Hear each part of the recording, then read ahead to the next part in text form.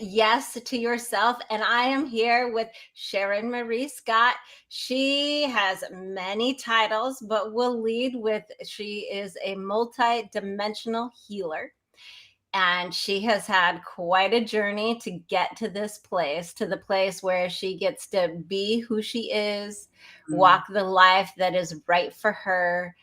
And yeah, let's dig in. Sharon, can you tell us a little bit about what you do now? Yeah. So multidimensional for me, I had this spiritual awakening only a couple of years ago, and I was always, I had some, I had some connection to spirituality, but it wasn't until I really took a sabbatical from my first career to really dig into my own healing journey. I have, deep trauma from my childhood with sexual abuse and incest, and emotional neglect and verbal abuse and stuff like that. And so I took this break from my writing career to do this deeper healing. And in that process, I had a really extraordinary experience that ultimately became my spiritual awakening. And it started to unlock all these new gifts and skills, and these especially intuitive gifts. And I always knew that I had this ability to sort of read people and kind of know what they were feeling and thinking. But those skills expanded along with some other, what feel like more scientific or quantum physics style gifts. And so what I do now is, we all know pretty commonly these days that trauma is stored in the body, and mine was as well. And my gift is the ability to help someone to alert them to frequencies, like denser discordant frequencies that are stuck in their body, and I'm able to help guide them to finding those discordant frequencies and then ultimately releasing them from the body, which unlocks latent DNA that has been closed down by the trauma. So that's probably the best way to encapsulate what I do. But it's a multimodality healing, and the best description I have it for it these days is guided epigenetic release. So that's probably the Mm, best way to share it with you. I love that simple phrase. It's so amazing when you can find a powerful phrase that sort of encapsulates what you do. And I think so many people on their journey to being the wolf and being who they're born to be are living these lives and have created these careers for themselves that don't fit so neatly in a box. They're outside the realm of what was expected, outside the realm of what's been done before. And that's one of the things that I love so much about talking to people on this show, is because we get to explore the journey of how people say yes to themselves to Mm. create the life that is true and right for them, even if it doesn't fit into conventional standards. Yeah, I'll add to that, even within what you might be considered the unconventional industry of spiritual healing, I still had to find the description that was unique to my blend of gifts. And I'm sure everyone has to do that. So even within the communities that I'm a part of, you still have to find who you are, and because you can't use typical strategies, to find clientele or to even align with the people that you're meant to serve. So yeah, that filters out to at every level. And I know that we're also here to talk about the alternative lifestyles community that I also migrated into since then. So like, how do you want to get started on that? I love talking about that too. Well, before we get to that, let's so before you used to be a writer, a comic book illustrator.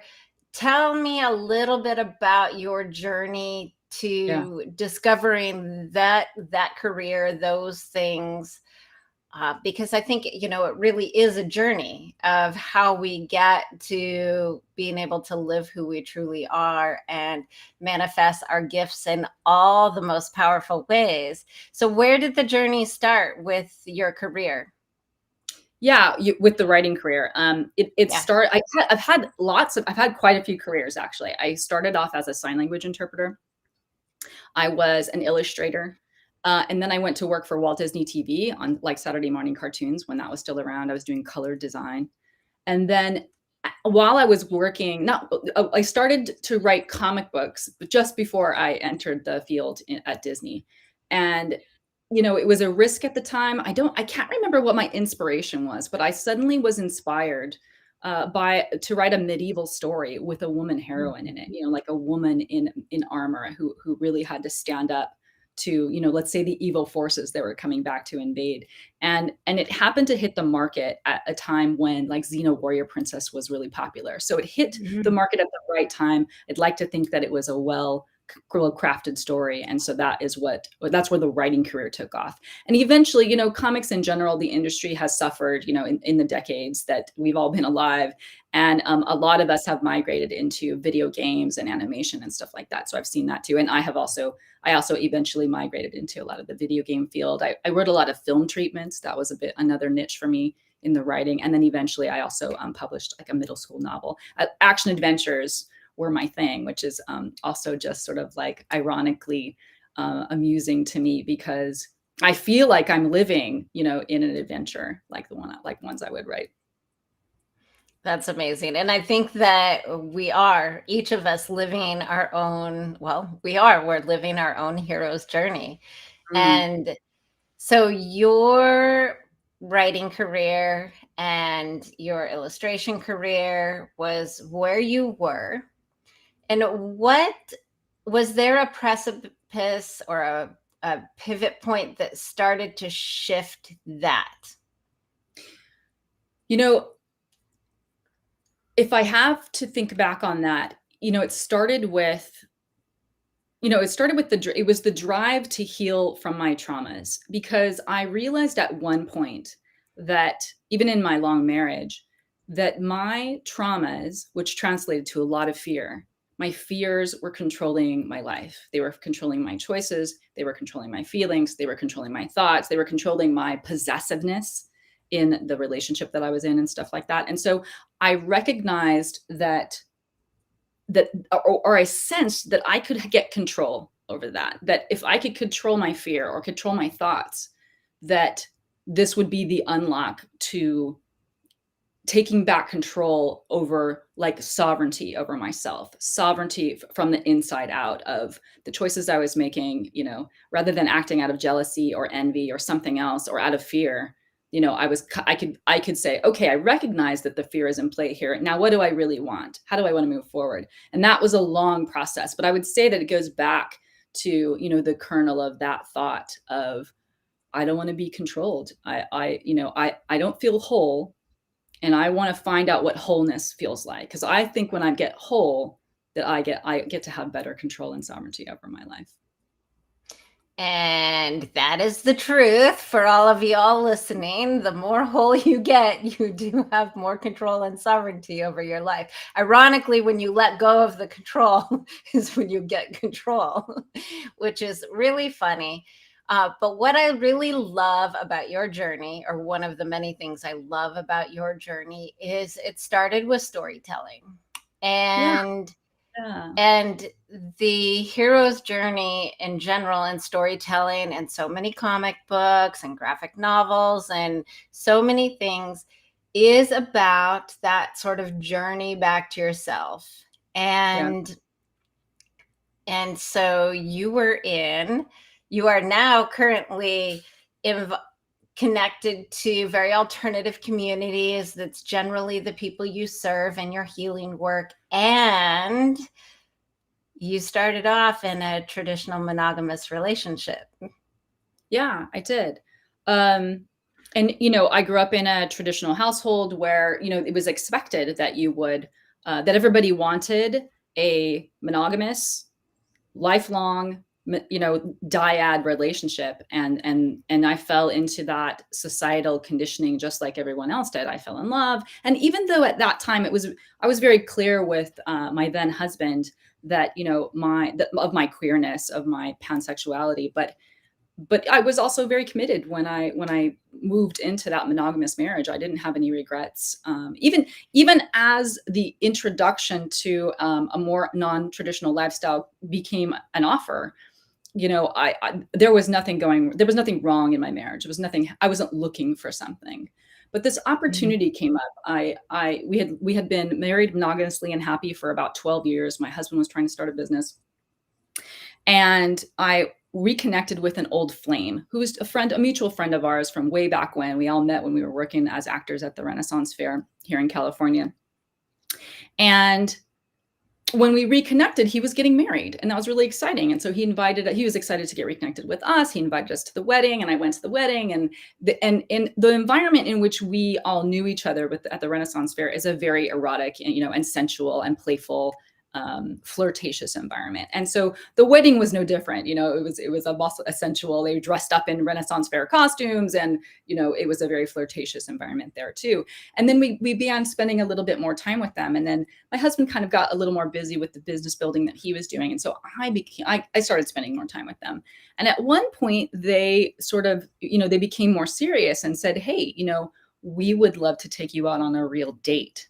And, even though this old flame and I had been, lovers way back when, now that I was married and he was married, I didn't really understand, the proposal. Like, I'm like, I didn't get it. I'm like, what do you mean you want to take me out on a date?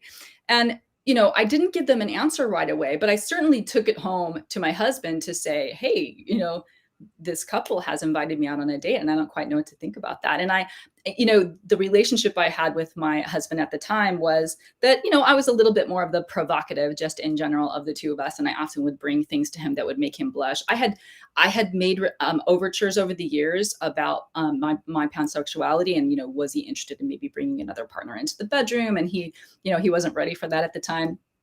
So when I brought this up, they want to take me out on a date, his response wasn't what I expected. I expected him to blush and we would laugh about it, and that would be that. But instead he said, you could really do that if you wanted to. And that was really an intriguing response. And I was like, what? and he went on to explain how he watched his parents, get a divorce, but move in and out of having still an intimate relationship, and how that taught him about the unreasonable expectation that one person is supposed to be everything to the other person for the rest of their life. And it was a conversation that I don't know that I even would have thought to have, but for it coming up because of this circumstance. And so, I was intrigued, and, I certainly had, set aside the part of me my queer part of myself in order to be committed in this relationship. And so it was an opportunity, and I took it. And it was really nerve-wracking at first. And my husband eventually kind of came in on that relationship. And that was kind of the start. It started with just this couple who we dated for like 2.5 years. And then that relationship transitioned, and we moved into the swinger community for a little while, and had kind of like our little swinger family that we met with for a while. And then we got into like more emotional connections, and we moved into the poly community. And then that helped us to feel even more like we were exploring more of ourselves from the inside out, and that led us to our kinks, and we started to move into the kink community. So it was a progression of how many ways can we say yes to ourselves? Like, exactly. Yes, I do want to do that. Oh, I want to try that. I want to try that. And then adjusting along the way, and expanding and adjusting and changing our expectations of each other all along the way. And I'll say, I want to say this, like, there was so much evolution and growth as I moved through those communities that was capped at the end by this healing journey that I went on. But like, I'm so grateful to these communities, because all of your stuff comes up when all of your insecurities come up, all of your internalized shame, and these are all opportunities to heal, and that your discomfort that you feel is the alert to the wounding that you have, that you have the opportunity to heal from. And so as I moved through all of these, quiet little pieces of evolution and expansion, I felt this sense of aliveness that I had never felt before, this sense of wholeness from the inside out, what I call radical wholeness, which is like a conscious alignment of physical, mental, emotional, and spiritual self. And when you get to, or it's been my experience that when you get to that stage where you have that amazing transformation, you feel such a sense of gratitude that it's almost like you can't help yourself, but you want other people to share in feeling that. I wanted people to know what that feeling of aliveness and wholeness felt like. And so, I pivoted from the writing career to, to sharing more of that transformation with people. And what happened was, I was sort of just casually sharing. Someone would share a conflict they were having, an internal conflict. And I just happened to share, oh, I really understand that. And here was my experience with that. And here are the way I was able to change the way I thought about that and reframe it for myself, where I shared with them this, psychological principles or something that I had learned.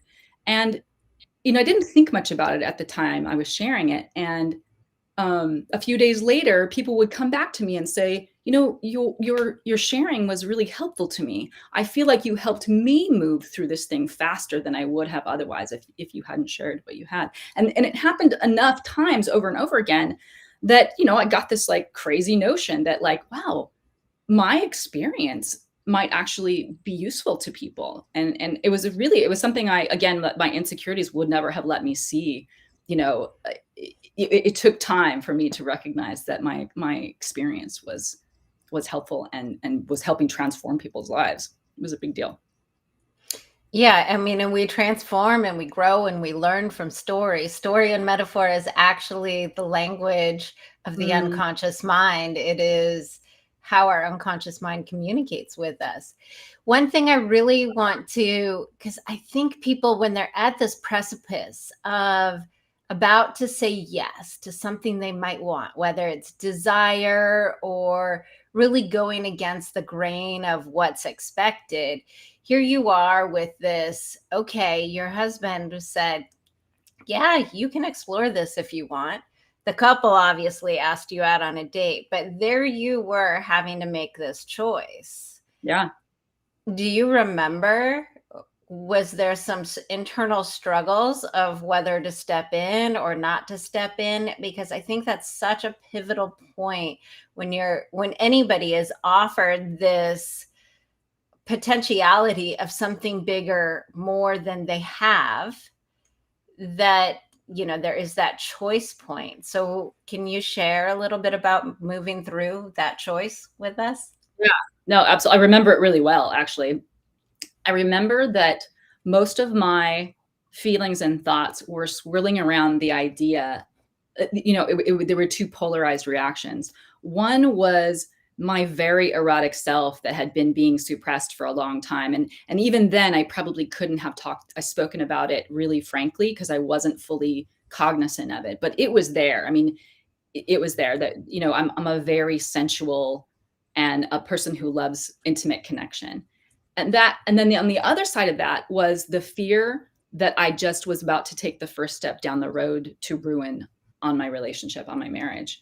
And so it was the holding of those two ideas that I struggled with before I made the decision to say yes. And I guess I really just said yes too because this was a known quantity. It was a person that I had known before, and in fact, when we were intimate partners way back when at Renaissance Fair, he and I were involved with other people. It wasn't an exclusive relationship. It was kind of like a playground for me. I'm like, hey, I'd love to try a threesome with two women. I'd love to try a threesome with two men. And he was just that guy who would like arrange it for me, which was really beautiful, in our original relationship. So it wasn't a big leap. And my husband was aware of it too. So I was really transparent about my background with all of this.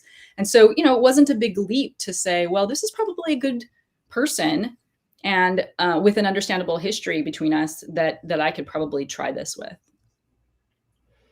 Yeah, I think that's one of the things for some people is there needs to be almost a bridge to sort of help them across to that saying yes.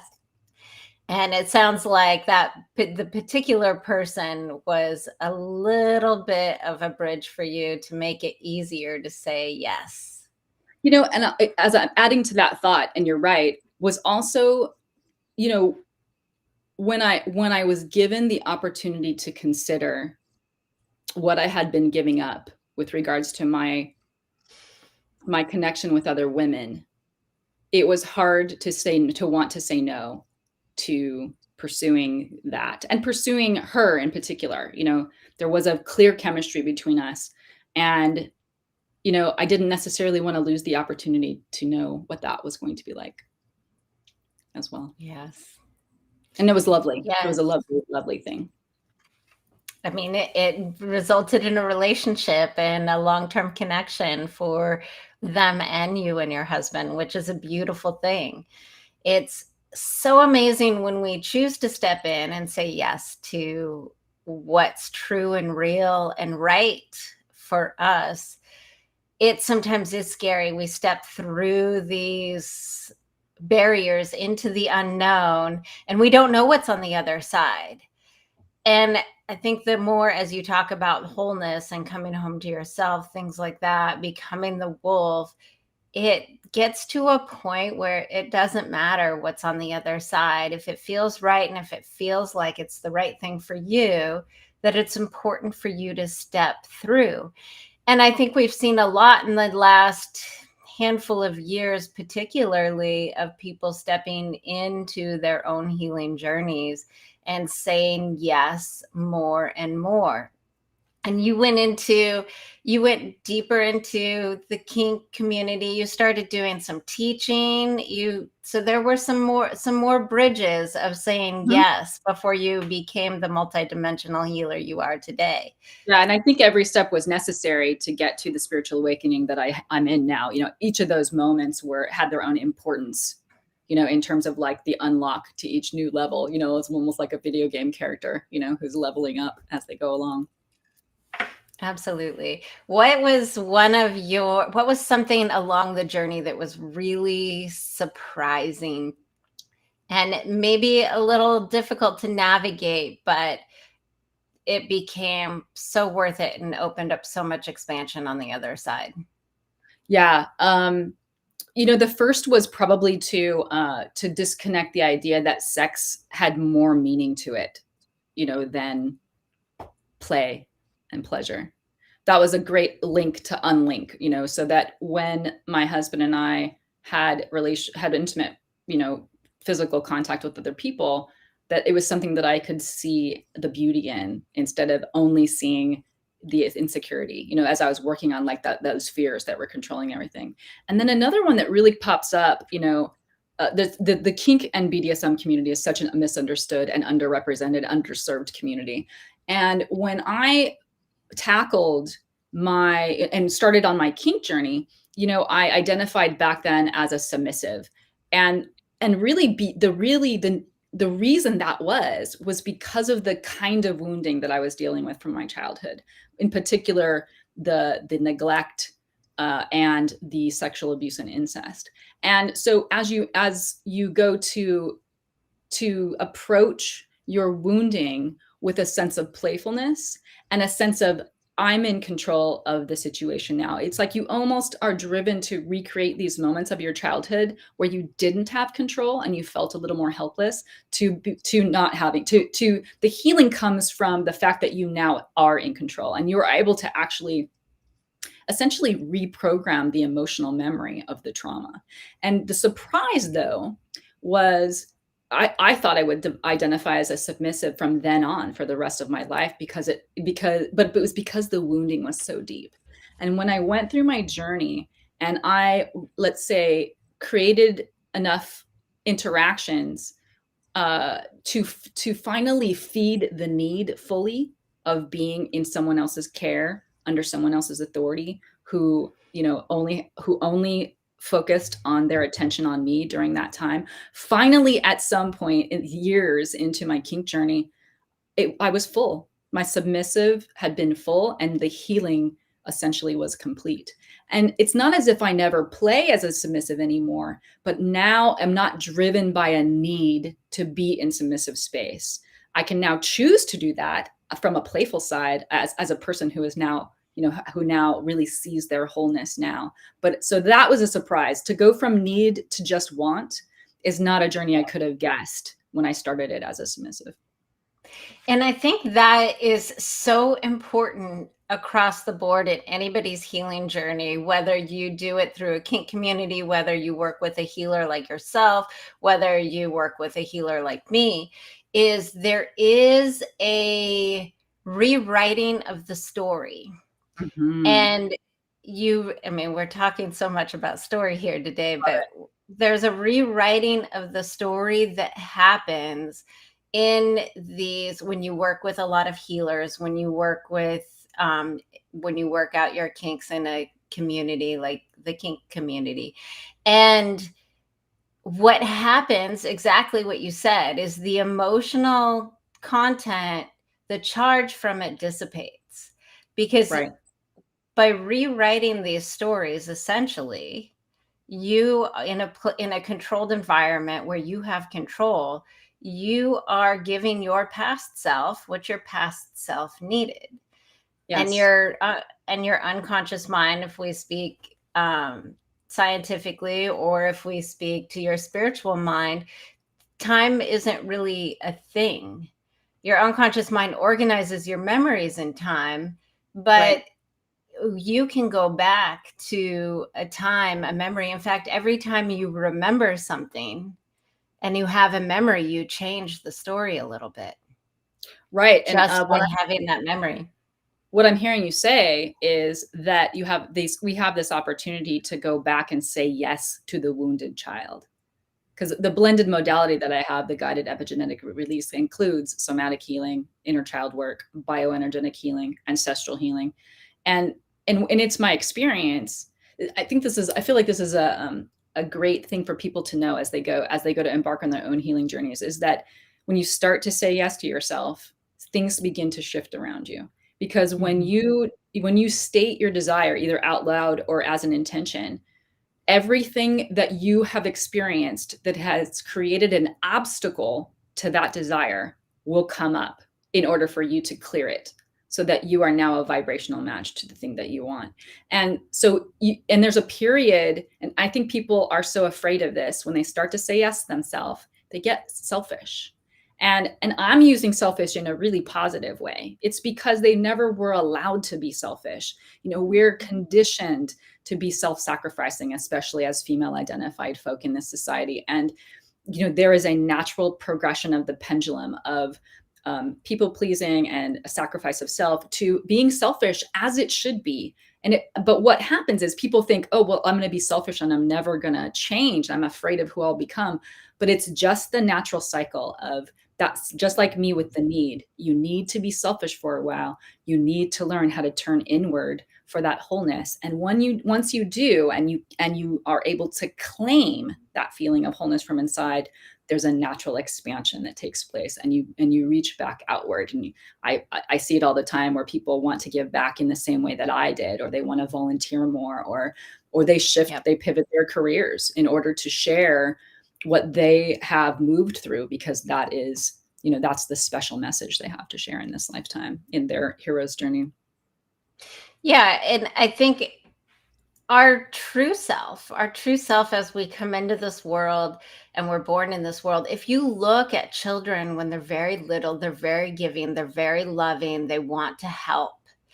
And then all these things happen. They can be big things like traumas that happen to you, like traumas that happen to me, or it could be little things, but it's just a moment where a child makes up a story where maybe they're not good enough.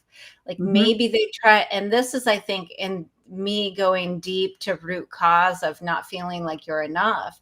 I've discovered over and over that a lot of times it's a moment where a child was very young and they tried to help and it didn't work.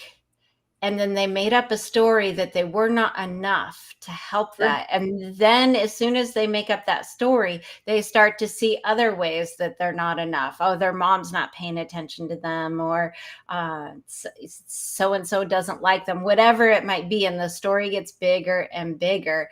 And then one of the coping mechanisms for that is, just as you said, the people pleasing, the self sacrificing. I've got to try to help, try to help, try to help, because but you almost never do it in the way that feels really good, because you're trying to prove that you're enough to And yourself deep because you're a inside. child, because you're a child at the time, you have no ability Exactly. to do that kind of intricate kind of analysis on the self. And I can't remember who said this, but it's something like, it's not the trauma that changed you, it's how you changed your belief about yourself as a result of that incident. Like, that's what changed you, is the belief in yourself. And when you go to reshift that belief in yourself, and you can clear those frequencies out of your body, absolute transformation happens in front of you. The universe literally moves and shifts to meet you in this new place with this new foundational, light and foundational sense of strength. It's true. And one way that you can, for those that don't necessarily have the grasp on the total spiritual shift of the universe, one way you can really think of that is, think about when you're in a terrible mood and you go to work, and how everybody seems to be a jerk that day. And those days that you're in the best mood, it's like everybody's so happy to see you. And when you are showing up differently, people respond to you differently. People feel Absolutely. differently about you. Like, we even think about, if you kind of on an unconscious level expect people to lie and manipulate, whether you're aware of it or not, you're always tracking for the lies and the manipulation. And you're And magnetizing the same vibration back at you. yeah, It's about matching vibration. And again, it's all about the frequency work. We yeah, know that all of our organs and our whole bodies emit a set of frequencies that are unique to each person. And when we are able to release those denser frequencies from the energetic body, your whole vibration raises. And I don't mean like raises in better. I mean, it gets faster. And the yeah. faster it is, the more you can hold. And your body has to catch up too. Like, there's always, like, even in the healing work that I do, there is a period of recovery that happens after each, let's say, vibrational upgrade in each healing that takes place. It's a fascinating process to watch play out. Absolutely. It really is. I always tell my clients, because I teach them to do the work on their own, I'm like, okay, now only do this much about a week or whatever time frame it is, because if you do more, I tested it out for you. If you do more, your brain might turn to mush in the middle of the day. But if you give the space for the integration and you allow the shifts to happen, you get to just keep expanding your life in the most beautiful way. It's so incredibly powerful. Well, and I love that you brought up this aspect of working with people that have been there. Whether it's a coach or a healer or whoever you have in your life that supports that. Like, when people told me, I think I got through that faster because you shared that with me. I mean, that has been, and when you think about it, that is the nugget of what I have to offer now. It's like, hey, are you going through your kink journey? Are you learning who you are as a polyamorous person? Are you discovering your queerness? Or your spirituality? Like, spiritual awakening is another new, obviously, thing that I get to share with people. And there's a lot of confusion and misunderstanding about that. And we help people to say, hey, I know what that journey looks like, and let me help you with some tips and shortcuts that will make your journey gentler or softer on you than it was on me. And like that's the ability to offer that, for me, is everything. Like, it literally feels like a gift to be in service to this now. And writing was cool, super cool, right? Super cool, super, what am I looking for? The word here, like, it's like a very glamorous kind of profession, but nothing touched me the way that I am in service now. Like, this is the gift. Yeah. And I think about my own journey. So I used to be a photographer and an artist, and my dream was to change the world through my art. So the dream is still there. I want to change the world, and I want to, but as I healed and as I grew, and I was chasing for so long, I spent 20 years trying to figure this stuff out. And then when I started finding stuff that worked, I dove in and studied. But as I grew and I had a greater capacity to do more to affect and change the world, I was able to do more and affect the world because I sought it out, because it felt so important to keep saying yes to what Mm. felt right for me. It's And, just your art has changed. That's all, yeah, right? The context of your art. my art is now that I help you rewrite your story and connect to who you really are, so that Yeah. you can bring forth the kind of work in the world that you want, that you're meant to do. It's such a blessing. And I think one thing, those of us that are healers, and you think maybe if you've been through a lot of trauma or a lot of crazy stuff, is when you get to the other side, you can hold the space for people that have been there. I Yeah. believe that you can only take people so far as you have come. Mhm. So if you are a person that wants to be a leader or of service in any way, the more you continue your own healing journey, the more you will be able to help Yeah. bring people into the places that they really want to go. And I think deep in our hearts and our souls, there is that place right back to being a child where you really just want to help and you want to do good, because I think that is at the core of every single human being. Yeah. I think what's also coming up for me as you talk, and I'm sure that you can relate to this, is I feel like it's our job as healers, and I consider you a healer too. Um, One of our jobs is for us to see the perfect whole future self that is inside of them already, and Right.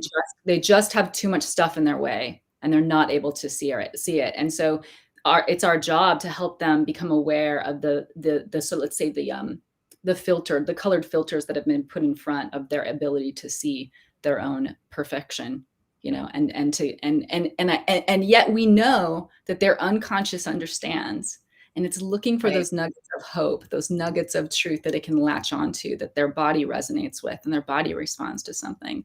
And if they just, that's the yes, so Yeah. if they follow the yes, follow the yes, follow the hope, they'll get Yeah. there. But it takes Yeah. work. And it's also that, people talk about that gut feeling. And it's really, I think the journey is of saying yes to yourself, is connecting deeply to the gut feeling and the part of your gut that's not reacting from the wound. The part that is there, this deep knowing that, yes, this is the right thing for me. Yes, it's okay to give up that shift or take a leap or say yes and explore some different aspects of sexuality. There is a voice that's in there that I think a lot of people have forgotten what that voice, that part of them, sounds like. And the more you do your own journey in becoming the wolf and healing yourself, that voice becomes louder and clearer. And there comes a time when it becomes much, much easier to continue to say yes to yourself in a way that is giving and loving, in that way that selfishness is a positive thing, where it's, I fill my cup up and I keep Mhm. generating so that I'm in a constant overflow. And then it means I can give a million times more than I could when I was scrambling to try to make everybody happy. I love what you're saying. And I'm reminded, like one of the things that I teach my clients to do is to learn what the yes and the no feels like in their body, because the body Mhm. is always in communication with us. And, there's a difference between the body's no and the body feeling fear. So Yep, totally.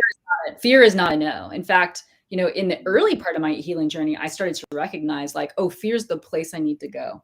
Everywhere that I'm afraid is where I need to run to next. And it's funny because once you just make it over that first hurdle Yep. of not being afraid of being afraid, then you recognize that like the discomfort, that's just an alert to another piece of wounding. And this is my opportunity. So all the discomfort becomes the opportunity.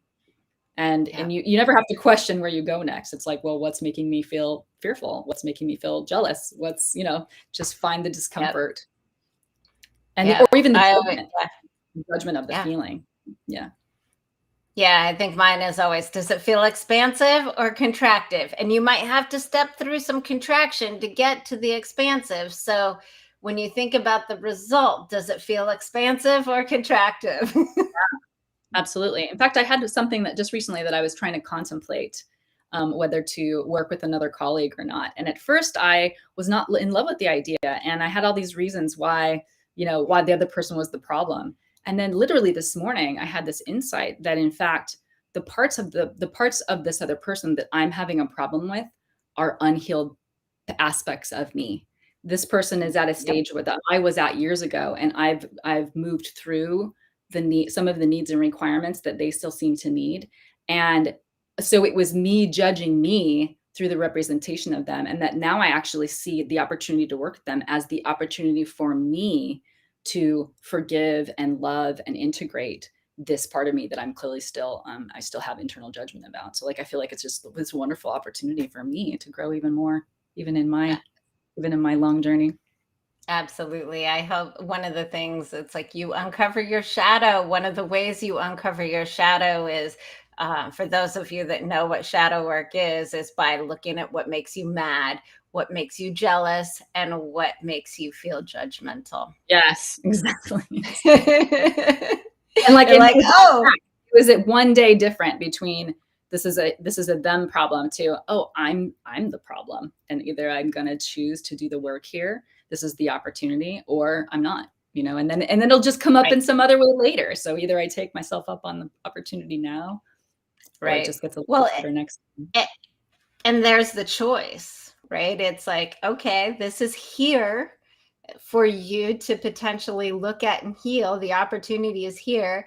So what are you going to choose? And are you saying yes to being the wolf in that moment? Or are you saying yes to hanging out and hiding in the cave? And sometimes it's important to hang out and hide in the cave.